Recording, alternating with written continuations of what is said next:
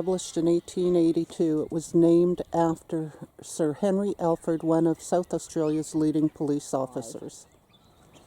This tree was planted in 1881 in the schoolyard.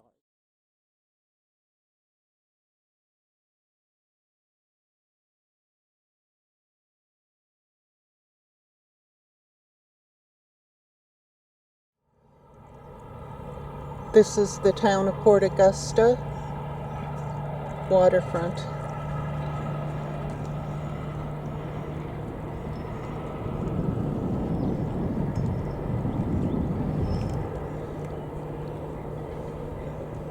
And the downtown core.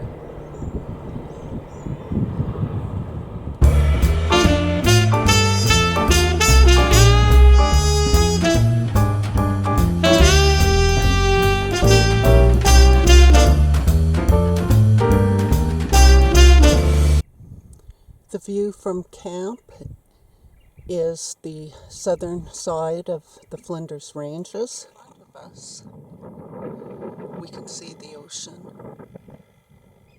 Off in the distance there is the city of Port Augusta, and that looks beautiful lit up at night.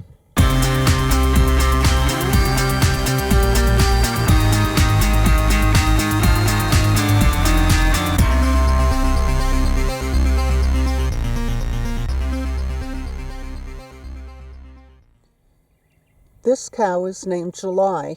She was hand-reared, so she's very friendly, and now she's in with the herd, trying to learn how to become a cow, but she misses her cuddles, and she has her name on it, July.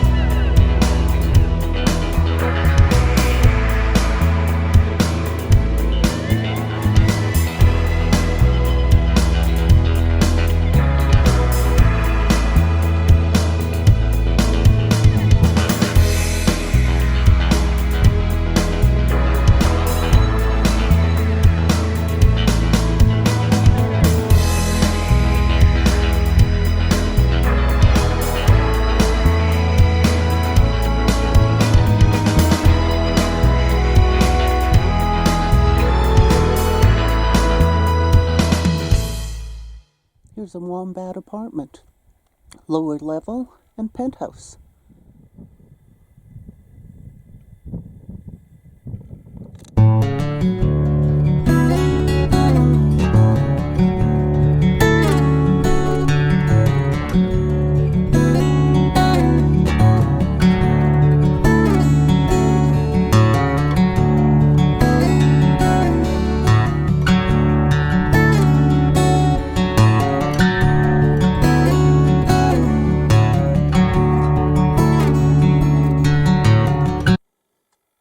This would be the falls, if only there was any water. If there was any rain, this too would be a waterfalls.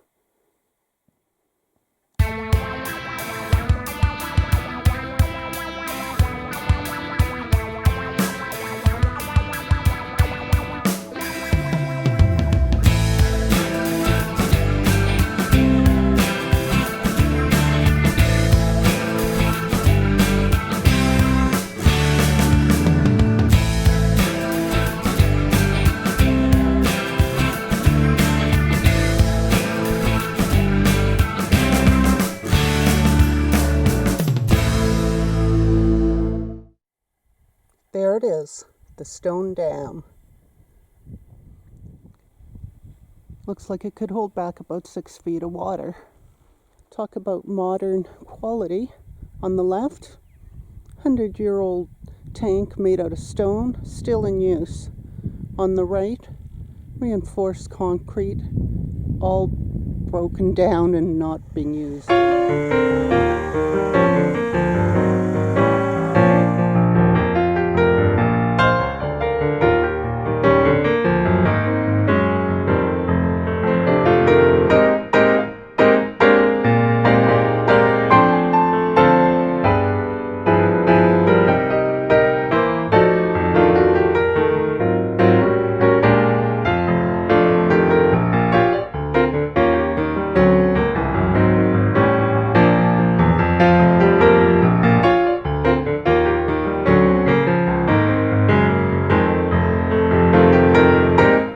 Another, if there was water, that would be the Waterfalls.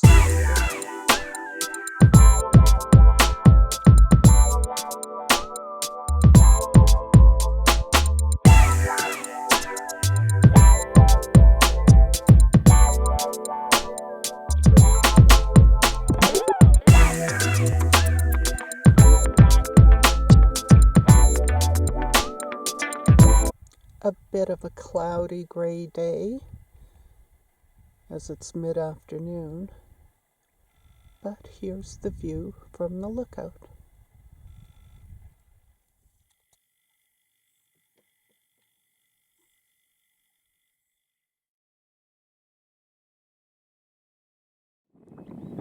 Rain falls on this big, almost flat rock.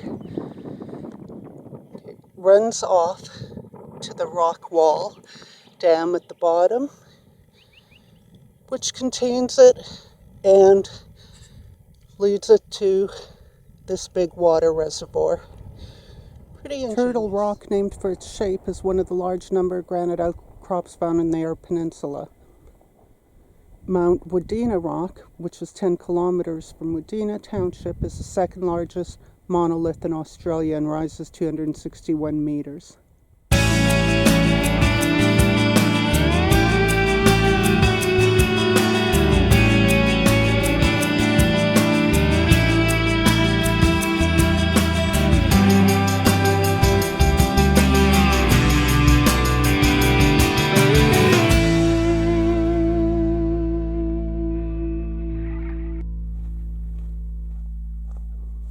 Schoolgirls planted these geraniums in 1938.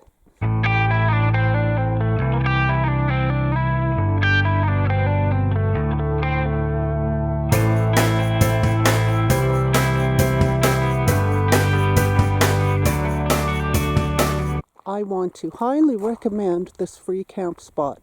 They ask for a donation, they have a donation box. Brand new flush toilets and coin-operated showers, plus potable water.